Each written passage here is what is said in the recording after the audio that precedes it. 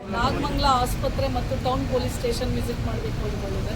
So ಇವತ್ತು ಆಸ್ಪತ್ರೆಗೆ ಬಂದಿದ್ವಿ. ತಾಯಿ ಮಗುವಿನ ಆರೋಗ್ಯ ಮತ್ತು ಶೌಚಾಲಯ, ಅವ್ರಿಗೆ ಕೊಡುವಂಥ ನೀರು, ಊಟ ಮತ್ತು ಅವರ ಲೇಬರ್ ರೂಮ್ದು ಸ್ಟೆರಿಲೈಸೇಷನ್ ಪ್ರೋಟೋಕಾಲು, ಸ್ವ್ಯಾಬ್ ಟೆಸ್ಟು, ಕೊಡುವಂಥ ವಾಟರ್ ಸಪ್ಲೈ ಹೇಗಿದೆ, ವಾಟರ್ನ ಕ್ವಾಲಿಟಿ ಟೆಸ್ಟಿಂಗ್ ಮಾಡ್ತಾರಾ ಪ್ರತಿ 6 ಮಂತ್ಸ್ಗೆ, ಟ್ಯಾಂಕ್ಸ್ ಎಲ್ಲ ಕ್ಲೀನಾಗಿ ಇಟ್ಟಿದ್ದಾರಾ ಇಲ್ವಾ, ಡ್ರಗ್ಸ್ ಏನು ಹೊರಗಡೆಯಿಂದ ಒಳಗಡೆಯಿಂದ, ಇಲ್ಲಿ ಹೆಣ್ಣು ಮಕ್ಕಳು ಮಹಿಳೆಯರು ಅವ್ರಿಗೆಲ್ಲ ಆಗ್ತಾ ಇರುವಂಥ ತೊಂದರೆ, ಮತ್ತು ಇಲ್ಲಿ ಡಾಕ್ಟರ್ಸು ಕರೆಕ್ಟಾಗಿ ಇನ್ಫ್ರಾಸ್ಟ್ರಕ್ಚರು ಕರೆಕ್ಟಾಗಿದೆಯಾ, ಕಡಿಮೆ ಇದ್ದಾರಾ ಜಾಸ್ತಿ ಇದ್ದಾರಾ, ಕಡಿಮೆ, ಮತ್ತು ಔಟ್ಸೋರ್ಸಿಂಗ್ ಅವ್ರಿಗೆ ಯೂಶ್ವಲಿ ನಾವು ಕೆಲವೊಂದು ಕಡೆ 16,000 18,000 ಪೇಪರಲ್ಲಿ ತೋರಿಸ್ತಾರೆ, ಮತ್ತು ಕೆಲವೊಂದು ಕಡೆ ಕೊಟ್ಬಿಟ್ಟು ಇಸ್ಕೊಂಡ್ಬಿಡ್ತಾರೆ, 8,000 ವಾಪಸ್ ಇಸ್ಕೊಳ್ತಾರೆ ಏಜೆನ್ಸಿಯವರು.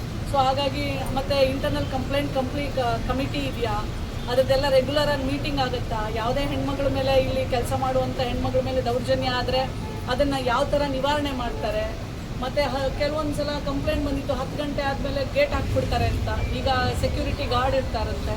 ಸೊ ಯಾರೇ ಬಂದರೂ ಓಪನ್ ಮಾಡಿ ಯಾಕಂದರೆ ಕುಡಿದು ಬಂದು ರಾತ್ರಿ ಹೊತ್ತು ಗಲಾಟೆ ಮಾಡೋರು ಜಾಸ್ತಿ ಸಡನ್ನಾಗಿ ಬಂದುಬಿಡ್ತಾರೆ ಅಂತೇಳಿ ಬೀಗ ಹಾಕ್ತೀವಿ ಅಂತ ಹೇಳಿದರು.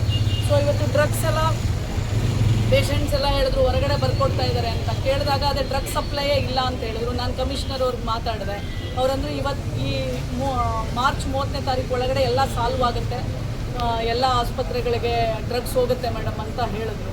ಸೊ ಇದು ಸಂಕ್ಷಿಪ್ತವಾಗಿ ವರದಿ. ಸೊ ಎಲ್ಲ ನಾನು ಹೋದ್ಮೇಲೆ ಅವರೆಲ್ಲ ನನಗೆ ವರದಿಯನ್ನು ಕಳಿಸ್ಕೊಡ್ಬೇಕು ಪ್ರತಿಯೊಂದು.